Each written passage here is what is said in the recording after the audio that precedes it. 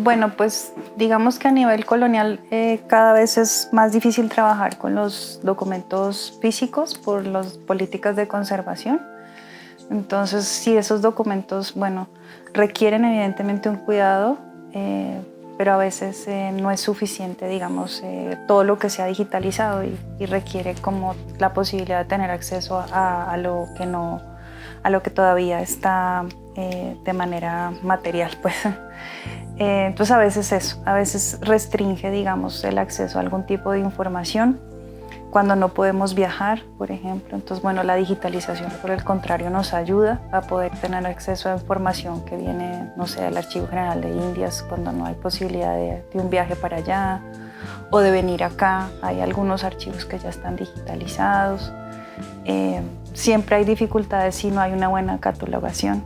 Entonces, eso requiere también, digamos, a nivel del investigador, pues el valor que hace el trabajo de quienes están a cargo de estas colecciones, porque sin esas descripciones cuidadosas, detalladas de los contenidos, a veces llegar a eso puede ser a veces imposible, ¿no? Pero gracias a una buena catalogación siempre un investigador puede tener acceso a esa información. En el caso de lo colonial, pues evidentemente la lectura de esos documentos es muy lenta por todo lo que tiene que ver con la paleografía, ¿no? Hay que aprender esa técnica para poder leerlos y a veces lees mucho para encontrar una o dos frases que te sirven. Entonces, ¿qué haces con eso, no? Entonces, es un trabajo a veces muy lento, ¿no? Eso también es parte como de los procesos. No es lo mismo trabajar con documentación del siglo XIX o XX, que digamos la lectura te ayuda a ir un poco más rápido, porque a veces no se encuentra necesariamente la información, o es más lento, pero igual sí ayuda, ¿no? En el proceso puedes leer un poco más rápido y agilizas ese proceso de análisis. La paleografía te permite aprender a leer las letras de épocas anteriores. Entonces, cuando tú ves un documento del siglo XVI al siglo incluso XIX, la gente escribía a mano y mucho más para atrás, ¿no? La imprenta no existía, la mayoría de las cosas se registraban a mano. Entonces, como en la actualidad, si tú nos pones a escribir, tú escribes y yo escribo, es posible que no entendamos algunas cosas. Entonces, la paleografía te enseña a distinguir porque hay ciertas cosas que se repiten o ciertas letras que se hacían de una manera en una época. También tiene que ver con la ortografía, ¿no?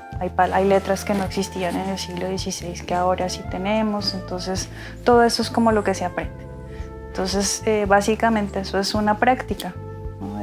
Al principio no se entiende nada y poco a poco puedes ir comprendiendo lo que se dice en esos textos escritos de manera manuscrita, valga la redundancia. Pues como hablamos un poco de ahorita el espacio geográfico, ¿no? O sea, como a través de una fotografía, de una imagen, puede ser un grabado, puede ser una fotografía de época, ¿no? Anterior, pues podemos indagar sobre los cambios del lugar, por ejemplo, ¿no? Dónde estaban ubicadas algunas cosas, si hay, digamos, infraestructura arquitectónica o si, por ejemplo, en ese momento todavía había un flujo de agua, algún río, ¿no? Que de pronto en este momento ya no existiera, si había algún lindero, si había una casa. Bueno, esas cosas podrían quedar registradas en una fotografía, en un grabado, en los mapas, ¿no? Los mapas también son una imagen, digamos, en ese sentido. A nivel, por ejemplo, de la cultura y de la sociedad, pues a mí me ha servido mucho para entender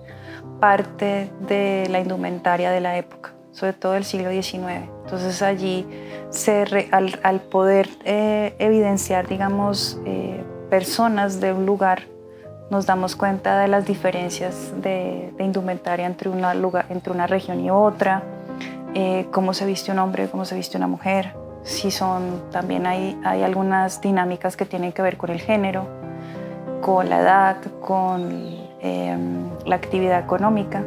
Entonces, a nivel de la indumentaria, eso nos puede ayudar mucho. Siempre complementado con algo escrito, ¿no? Porque, como te digo, pues tiene una intencionalidad muchas veces estética que puede cambiar lo que estás viendo. Pero puede hablarnos de eso, de las prácticas sociales, ¿no? Tenemos en el libro un ejemplo sobre las festividades religiosas muy bonita, o sea, de cómo el Corpus Christi, que es una festividad anual que se desarrolla en muchos lugares de Colombia y seguramente del mundo, pues allí tenemos una imagen de la época, ¿sí? Que nos lo muestra con diversas contenidos. Entonces pueden hablar de la imagen religiosa, de la gente, de las distintas cofradías, en fin, o sea, podemos hablar mucho de materialidad, pero también de prácticas sociales, según lo que esté registrado allí, ¿no? Y las fotografías pues son muy ricas también en eso. Cuando empieza la fotografía, digamos, como a ser parte de las prácticas sociales, pues empiezan a registrar las familias, cómo las familias se retratan en las fotografías de estudio inicialmente, porque pues no había mucha fotografía de lugares abiertos, ¿no? Casi todo era en un estudio inicialmente. Cómo se registran de pronto momentos importantes de la gente, entonces vemos sobre todo los matrimonios, que es una de las cosas que más se registra a finales del 19 y principios del 20. Y así vamos identificando como cosas que no nos dice lo textual, pero que sí una imagen nos puede empezar a compartir. Entonces sí, es esa idea de construir una imagen más completa de algo que nos interesa conocer del pasado. Y ahí, por ejemplo, en esa época se acostumbraba mucho a hacer los tipos sociales.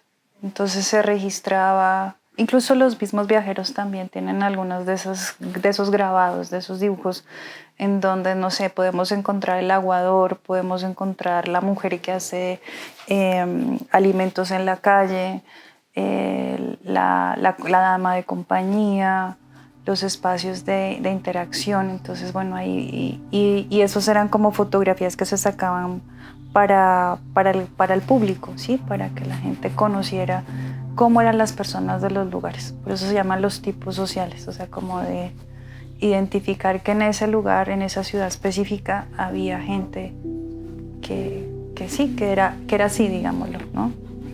Las cocineras, los de los zapatos, bueno, en fin, hay muchos oficios, pues.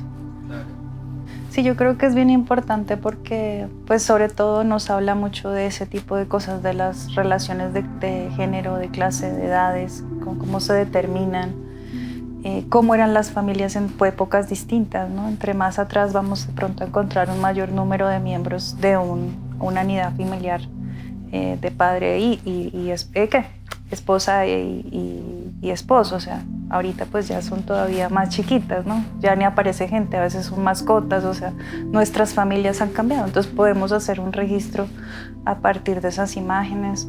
Recuerdo, por ejemplo, ahora que hablas de eso, cuando existen archivos asociados, por ejemplo, a la televisión, o al cine mismo, con esas imágenes del pasado también se hace investigación, porque tú puedes reconstruir la historia de un lugar a través de cómo fue filmada, ¿no? Cómo ha cambiado cuando era, digamos, la inauguración del lugar con respecto a cómo está ahorita. Y haces un contraste de épocas y cuentas también de pronto cómo el lugar fue abandonado o fue modificado, gracias a que tienes un antecedente que te permite visualmente comprender ese espacio o a las relaciones, ¿no? Que se estaban dando.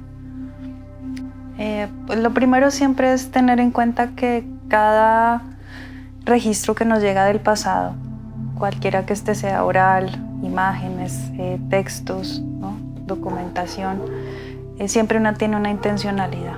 Alguien lo hizo con un propósito. Entonces uno tiene que empezar por hacerse esa pregunta.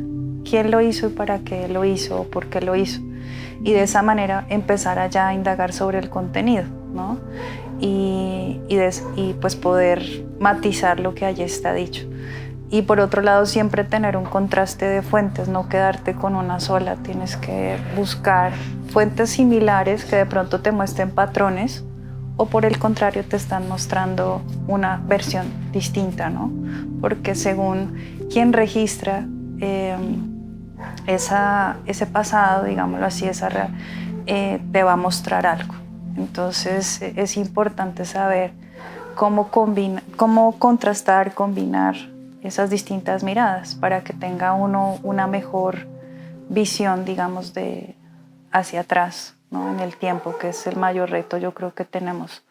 Cada quien habla de la fiesta como le fue, entonces también tratar de buscar esas distintas miradas para complementar y tener una visión más completa de esa fiesta, de ese pasado.